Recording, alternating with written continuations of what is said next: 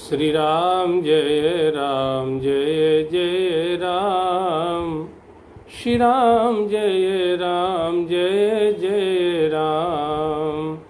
श्री राम जय जय राम। श्री राम जय जय राम। श्री राम जय जय राम। श्री राम जय जय राम। सच्चिदानंद भगवान की जय। आज हम लोग इस बात पर चर्चा करने जा रहे हैं कि परिवार में कैसे रहें। हम सभी गृहस्थ लोग ही हैं, सभी परिवार के साथ रहते हैं या सभी को परिवार के साथ रहना पड़ता है, रहना पड़ रहा है। पर आप देखेंगे, चाहे अपना परिवार हो चाहे दूसरे का परिवार हो, अधिकांश परिवारों में असंतुलन बना हुआ है। पारिवारिक जो सदस्य हैं उनके संबंधों में संतुलन नहीं है। कारण क्या है? सभी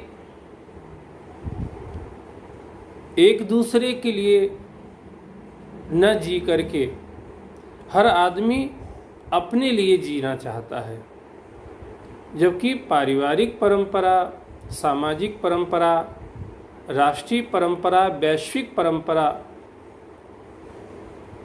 ये इस तरह की है कि इसमें हमको एक दूसरे के साथ मिलके ही रहना है।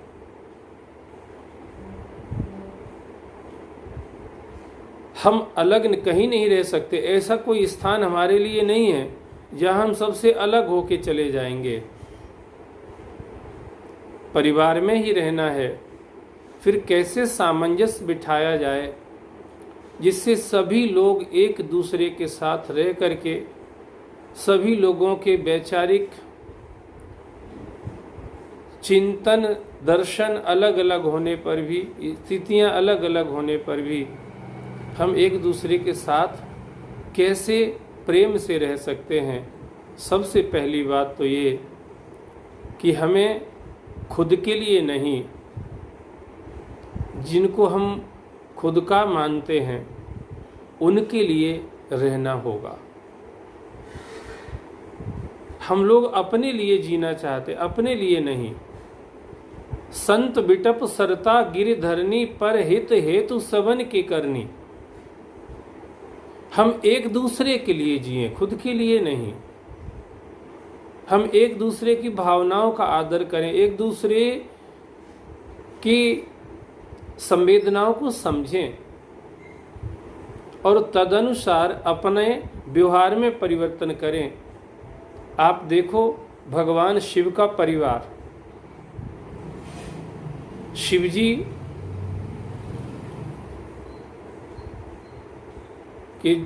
जी स्वयं पंचानन है। उनका बेटा गजानन है, एक बेटा षडानन है, और शिव जी का जो चेला है रावण, वो तो दशानन है।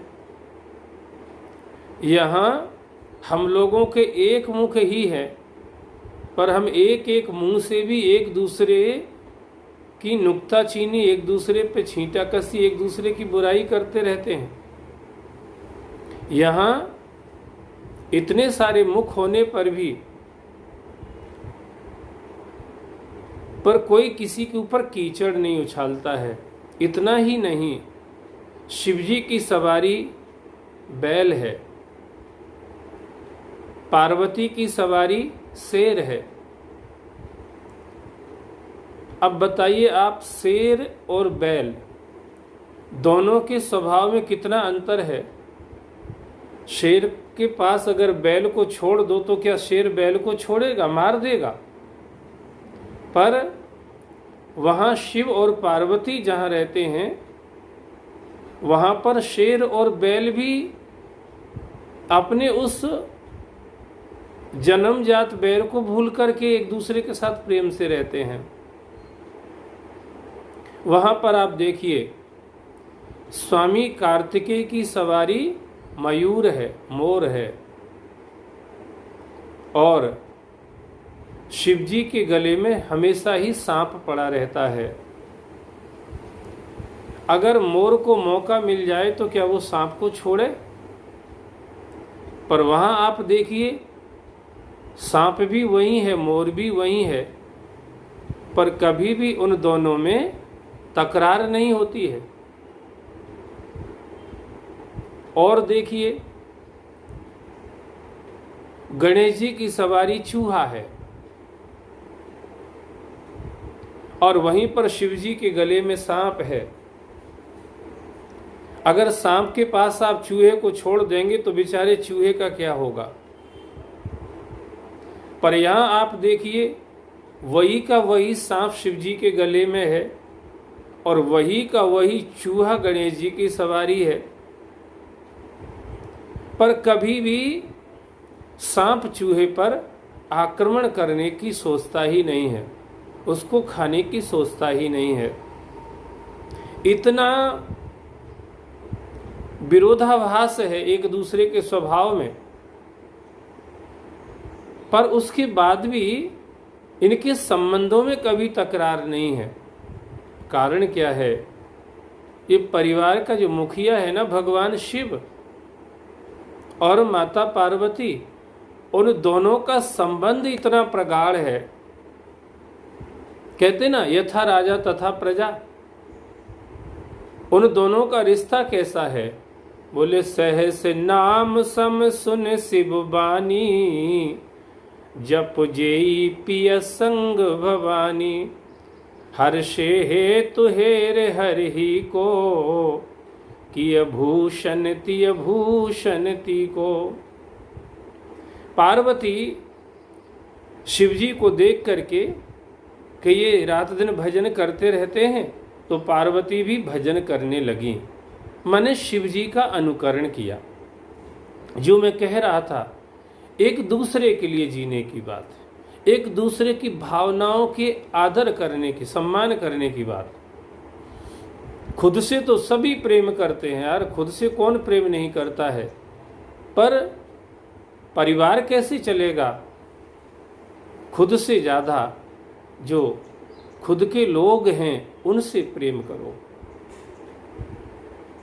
पराया दर्द अपनाए उसे इंसान कहते हैं।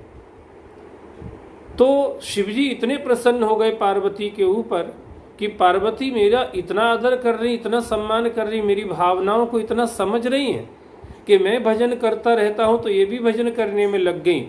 उससे क्या हुआ?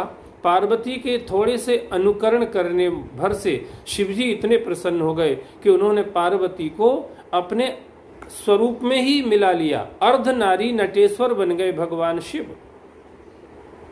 जो और परिजन लोग हैं उनके, चाहे वो सडानंद जी हों, चाहे गणेश जी हों, चाहे मोर हो, चाहे सांप हो, चाहे चूहा हो, चाहे बैल हो, चाहे शेर हो, जब इन सभी ने अपने मालिक को ऐसा करते हुए देखा तो इन सब के स्वभाव में भी वही चीज आ गई, और इनको लगा कि हमें भी इसी तरह से, जैसे ये दोनों एक दूसरे के साथ सामंजस्य बिठा के प्रेम से रहते हैं, ऐसे ही हमें भी एक दूसरे के साथ प्रेम से रहना चाहिए।